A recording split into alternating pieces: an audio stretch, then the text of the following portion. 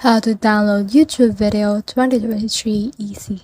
Hi guys, so in this video I will teach you how to download YouTube video 2023 easy. So if you want to learn how it's done, just watch this video until the very end. It's pretty quick and simple, so let's go. So in order to do this, you just need to head over to YouTube, and from in there you will see videos that you may want to download. So for example, you may want to download this video, so just click on this video right here.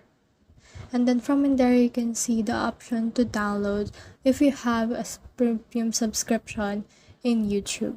But if you don't have that, then what you need to do is to just click on share right here.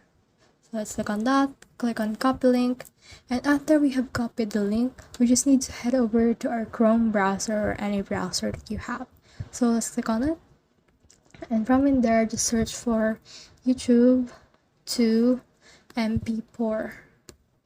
Then search for that and then click on this right here. So let's click on that, and from in there just paste the link that we have copied earlier.